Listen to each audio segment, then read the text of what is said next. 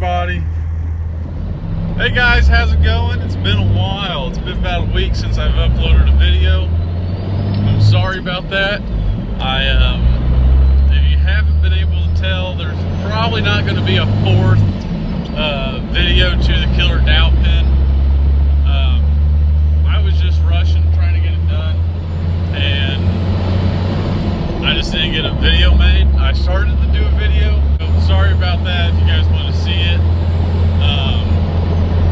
But everything was fine. I'm driving it right now. This year for Christmas, they gave us, there's 3 mechanics, me, Mikey, and Jason. Well, they bought us each one of these Snap-on jackets. You see it says Snap-on, it's got the flag on it. It says Snap-on on the back too. I really like them. They're not very thick, but they are warm. And they're not like a Carhartt that's like big and poofy. These are, I like how these fit. I like the color of them, gray, dark gray, black. Matches my hat, and it matches my uniform also. And then they just gave us money also for a bonus. We are going to Seafoam the Kia. Not just that though, we are going to do a compression test before and after on the Seafoaming. Now, I already bought some. I didn't buy Seafoam, I bought the SuperTech motor treatment. Now this stuff is $4.50 a can, and for $2 more you can get the Seafoam. It's the same shit. It should do the same, no problem. And the reason why I'm Seafoaming the Kia is because this car is getting about 80 miles to the gallon, or not 80 miles, oh, rewind. This car is getting 80 miles less on a tank of gas. Now, it is winter time here, and that's about when it started happening, but it should be getting like maybe a mile or 2 less to the gallon, or 3 maybe. I put a new air filter in it because the air filter was nasty. It was nasty ever since the day I bought that car, but I blew it out the first time. I kept forgetting about it, and it was pretty plugged up. So put a new air filter in, seemed to have a little bit better throttle response, nothing insane. Alrighty guys, we got the Kia in here. Went ahead and took out a spark plug to do the compression test. You can see spark plug that I took out number 2. And here is the spark plug. If it'll focus. But it is very white. There. It's very white, and I'm not sure what that little, on this piece right here, you can tell it looks like someone just cut that electrode in half. And I don't know if that's buildup or if that's just how they're supposed to be. But it's white, and that means it's running kind of lean, which that might just be how these computers on these cars are programmed. But anyway, gonna go ahead and do a compression test. It's hot. I let it warm up, so I'm gonna do a compression test now and do a compression test after the Seafoam to see if anything's changed. Alrighty, here's our Pittsburgh compression tester. Go ahead, open it up.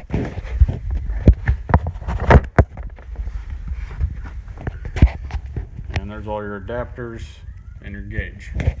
So all you gotta do is find the right threads for your spark plug and thread it in there and hook it up to your gauge. Alrighty, compression tester is hooked up. So you can see there, I'm gonna put this on the windshield so I can see it as I'm cranking it. And I'm also going to go ahead and unplug all these other coils so the car will not start. You do not want the car to start when you're doing this. If it does, it's okay, just shut it off as soon as you can. Alrighty, and here we go. Go ahead and hold your foot to the floor so the fuel doesn't come on.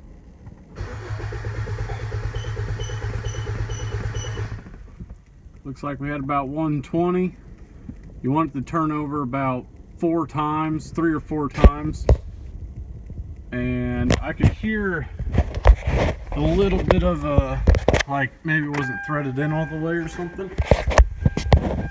But that's alright. 120 is pretty good. It was probably a little higher. I could hear a little squeaking noise. So I'm guessing it was passing through the threads there a little bit, but 120, pretty good. Alrighty, now like I said, you're going to want to find a vacuum line that goes to the intake to all your cylinders. Now this line is usually the line that comes off your brake booster, and so we're just going to take it off probably right here, and this one, if you follow it, it goes all the way to right here, which is the intake right here. So go ahead and take it off there. You want to be able to stick it down in the Seafoam can, and we're going to start it up and let it suck about half the can in there. Then we're going to pour some in the oil, 4 ounces in the oil, and a whole bottle in the gas tank. Alrighty, went ahead and just put about half to a third of this can through that vacuum line. I put it back on, went ahead and shut the car off. Now this stuff, Seafoam is clear. Let me show you what color this is. Let me just pour a little bit down here on the ground. And as you can see, it's like yellow.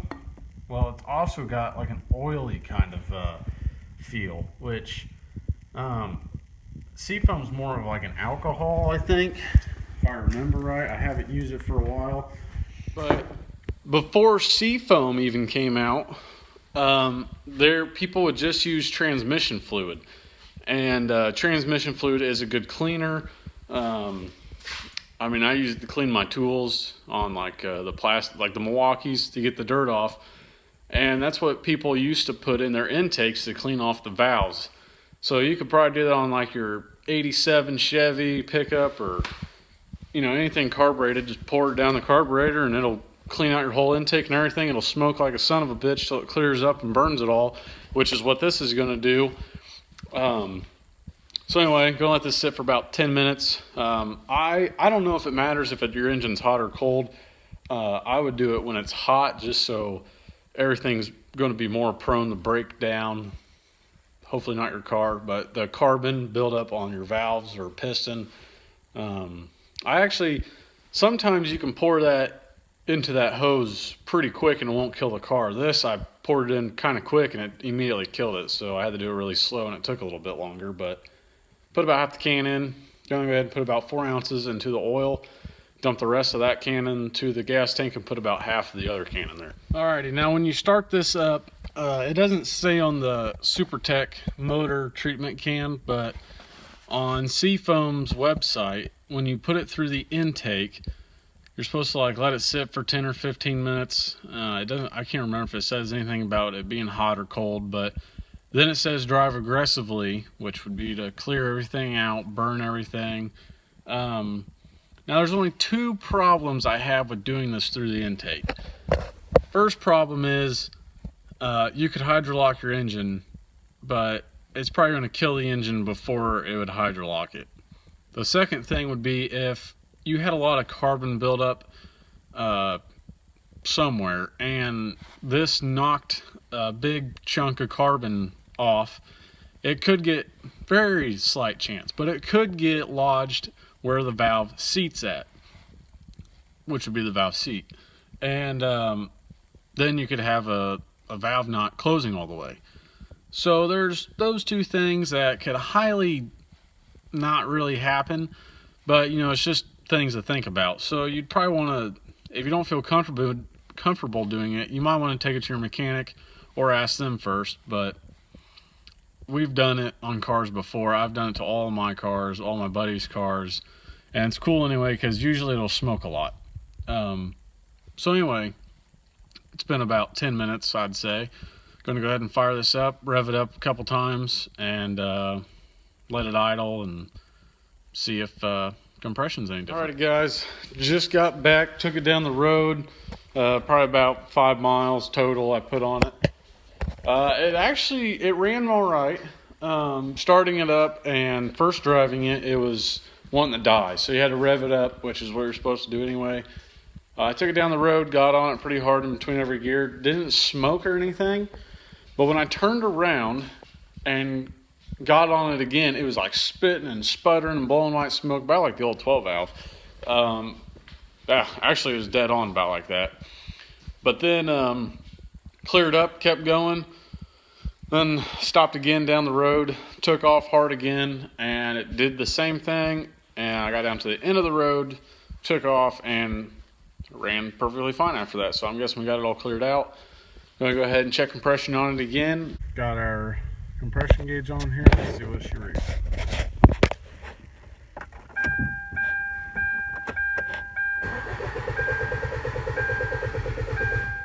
Oh, 90. As you guys can see,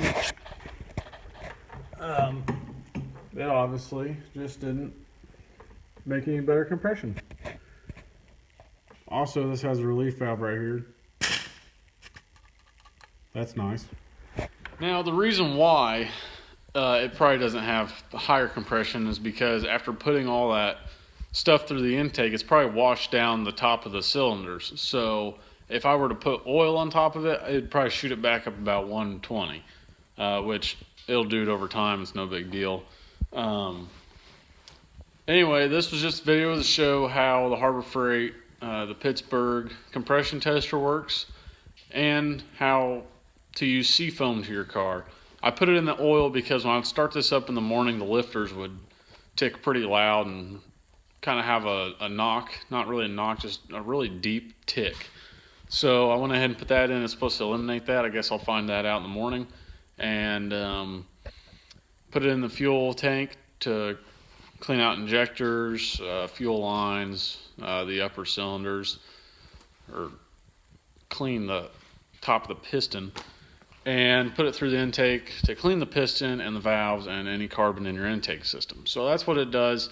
Sorry I didn't get a video of the smoke. There really wasn't any at all, besides the 2 times it sputtered out on me when I was driving it, so you wouldn't have seen it anyway. But this car's not that old. Well, it's 6 years old, has 114,000 miles, so I figured it wouldn't do too much. Now, doing it to a car with 200,000 miles, and that's like 15 years old, oh yeah, that's pretty fun. But anyway, guys, I hope you guys liked this video. Sorry it's been a while since I've uploaded. There'll be another video coming up here soon. But every time I get off work, man, at 5 o'clock it gets dark here, so it's dark when I get off work, and it's no good to make a video anyway. And there's just hasn't been too much to make a video on since Christmas is in 2 days. So please like, comment, and subscribe if you haven't already. I did pick up some new tools, I guess. There's just little tools, but they're kind of neat. So anyway, guys, I will see you guys in the next video, and have a Merry Christmas. One more thing, guys. Thank you for getting me over 100 subscribers. I appreciate everyone's support and comments and likes. I like seeing the comments on the videos just so I know people are interested. I like having debates on, oh, well, you should have done this or this. And, you know, it's good for other people who watch the videos that they're like, well, he did it this way and he did it this way, you know, or that's great. And to see, like, tour reviews, you know, some people hate Milwaukee. They like DeWalt or a different brand, Snap-on or something. You know, they're all the same, but some are better than the others. So anyway, guys, I really appreciate getting over 100 subscribers. That was my first benchmark. I want to get over 500 next time, and I'm pretty sure you guys can do it. So please like, comment, subscribe these videos, and have a Merry Christmas.